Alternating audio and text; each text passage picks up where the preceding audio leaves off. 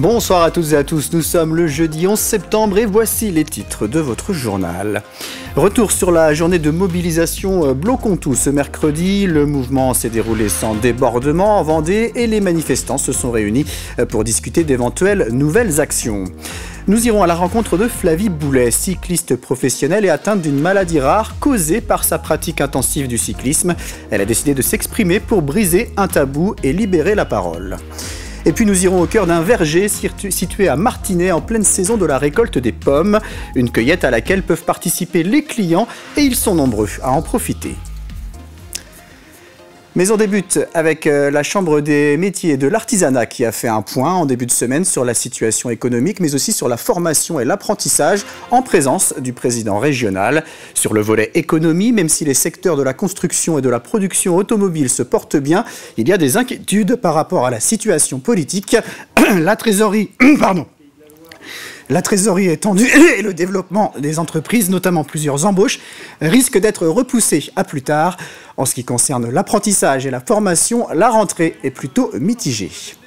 On constate à la rentrée 2025 une légère baisse au nombre d'apprentis sur CMA Formation, que ce soit en Vendée ou sur les chiffres que l'on a au niveau de la région des Pays de la Loire.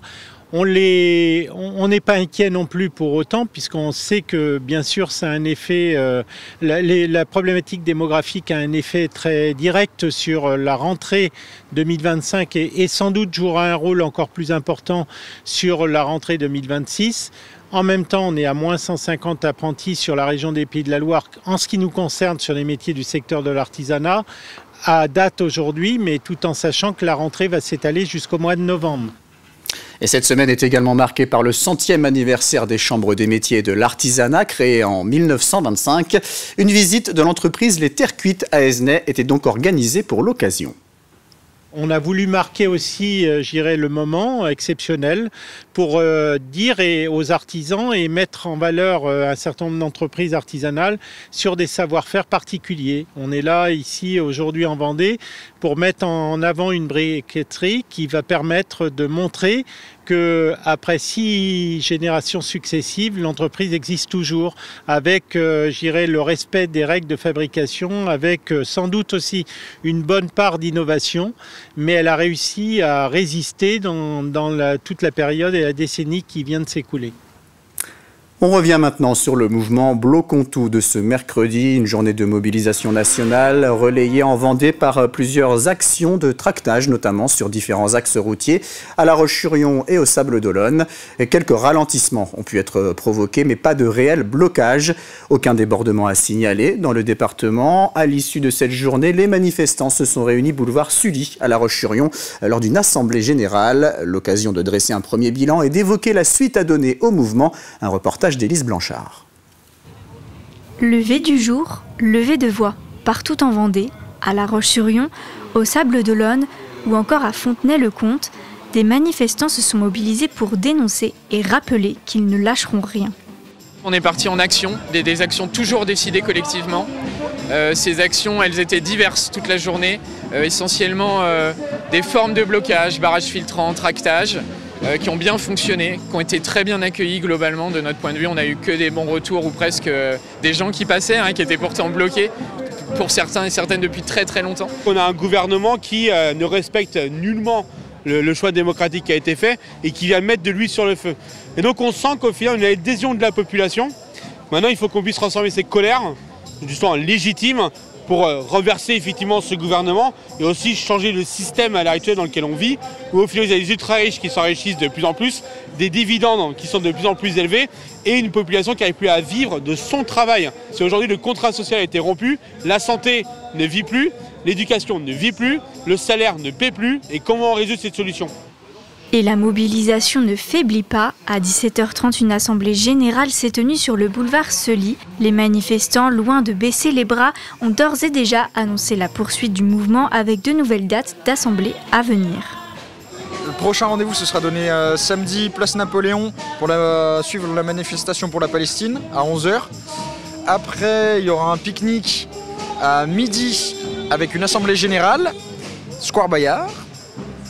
Et puis la décision a été prise pour la suite de la journée de partir sur Saint-Jean-de-Mont où il y a une marche blanche suite à un féminicide. L'envie c'est surtout de se retrouver, on a réussi à se connecter les uns les autres, plein de gens qui ne se connaissaient pas, à se retrouver sur ces endroits-là et on a juste envie que ça continue. La journée se termine, mais le mouvement, lui, est loin d'être fini. Direction le pays des herbiers à présent, où la communauté de communes et la ville des herbiers lancent un campus santé sociale. Il s'agit d'un partenariat entre plusieurs établissements scolaires et des structures professionnelles, notamment des EHPAD. Le but est de préparer les jeunes au monde professionnel dans le domaine de la santé, de former localement les professionnels de santé de demain qui choisiront ensuite de s'installer en Vendée. Le lycée Jean 23 aux Herbiers, par exemple, va proposer une option santé pour inciter les élèves à se diriger vers des études de médecine. On a un besoin aujourd'hui, notamment d'aides-soignants, et puis on aura encore plus besoin d'aides-soignants demain. On a besoin aussi d'accompagnants AES, donc des personnes qui agissent vraiment à domicile auprès de personnes plus fragiles, dans le monde du handicap également. On a aussi besoin de préparer nos futurs médecins, et donc ça aussi c'est très important. Ça fait partie des angles importants du campus santé sociale. Avec le soutien de Jean 23, notamment, nous allons offrir la possibilité aux premières terminales de se préparer à, pourquoi pas, entrer en médecine et préparer les médecins de demain. On sait très bien que quand on s'engage dans des études, et qui plus est des études exigeantes, l'essentiel est dans le choix mûri, voilà, la décision un peu solide de s'engager dans ces études. Voilà. C'est la première clé de réussite d'un étudiant. Donc nous allons essayer, nous aidons tous nos élèves à faire ce choix. Mais par rapport à la perspective du domaine de santé qui est un peu spécifique, voilà, on a répondu à cette sollicitation un petit peu de la mairie de favoriser la préparation, voilà, la préparation à ces études. La cycliste professionnelle vendéenne Flavie Boulet lève le voile sur un sujet tabou. Après des années à se dépasser sur les routes pour décrocher des victoires, c'est un autre combat qu'elle mène actuellement, celui contre la maladie, un lymphodème vulvaire provoqué par l'enchaînement des entraînements intensifs, mais aussi par du matériel souvent inadapté au corps féminin. La jeune femme vit avec cette pathologie rare et méconnue depuis 2 ans. Prise en charge par un spécialiste, elle doit être opérée le 25 septembre. De nombreuses femmes sportives sont concernées et Flavie a donc décidé de briser le silence afin de sensibiliser et de libérer la parole. Je pense que j'ai eu la chance, dans ma malchance, de tomber avec le docteur Muller. Donc c'était le docteur de l'équipe Cofidis et il est spécialisé gynécologue. Il a dit que c'était un peu le problème des cyclistes. On ne sait pas en fait qu'est-ce qu'il faut faire quand on a ça. Donc il a dit peut-être changer de selle, essayer des cuissards. Donc c'est vrai que depuis 2 ans, on est un peu dans la recherche, on modifie plein de choses, mais en fait, il n'y a rien qui marche. En parler, se montrer, c'est toujours un peu délicat. Mais je pense qu'il ne faut pas, parce que nous, au vélo, c'est une partie d'appui. Donc c'est comme si on disait « j'ai mal à un pied ». Dans la chaussure, on appuie. Donc c'est une douleur comme une autre, puis c'est une gêne problématique. Il faudrait aussi qu'on puisse en parler librement et qu'on trouve des solutions pour le régler, quoi. Je vous propose maintenant une immersion au cœur des vergers de la Malverne, à Martinez, où la saison de la récolte des pommes bat son plein. La cueillette a démarré le 23 août, elle se poursuit cette semaine. À la tête de cette exploitation transmise de génération en génération depuis 1950, Éric Bougot peut compter sur l'appui de saisonniers, mais aussi de clients qui ont la possibilité de récolter eux-mêmes leurs fruits. Une formule qui rencontre un franc succès, comme a pu le constater Élise Blanchard. Golden, Gala, Belchar, voici des noms qui vous disent sûrement quelque chose. Ces variétés font partie des 18 cultivées sur les 7 hectares d'exploitation des vergers de la Malverne à Martinez. La récolte des pommes vient tout juste de démarrer et en une journée, les saisonniers ramassent entre 5 à 6 tonnes, tandis que les clients venus en cueillir eux-mêmes en récoltent 3 à 4 tonnes. La récolte, ça se passe, il faut donc embaucher des saisonniers, parce qu'il y a une partie que je fais récolter par des saisonniers. Ensuite, donc, je stocke les pommes tout l'hiver dans des chambres froides. Et il y a aussi une partie où ce sont les clients eux-mêmes qui viennent récupérer leurs pommes dans les vergers et faire leur cueillette, en fait, tous les jours. Et puis ensuite, on fait le commerce, on vend les pommes ici dans le petit magasin qui est là. La récolte s'étend sur 2 mois et demi et pour attirer les visiteurs, il est essentiel de se démarquer des autres vergers. La qualité gustative, hein. Le terroir y joue beaucoup et aussi la façon de travailler les vergers.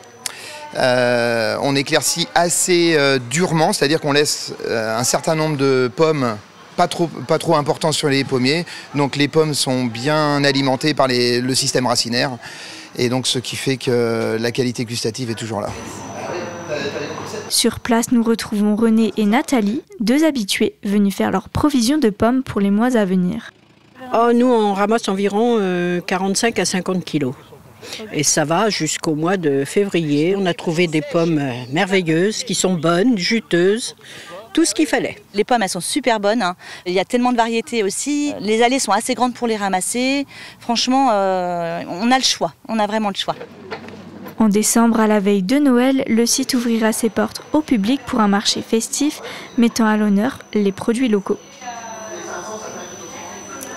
Avant de conclure ce journal, un mot de la nouvelle exposition présentée à partir du 20 septembre à la maison et au jardin de Georges Clemenceau à Saint-Vincent-sur-Jard.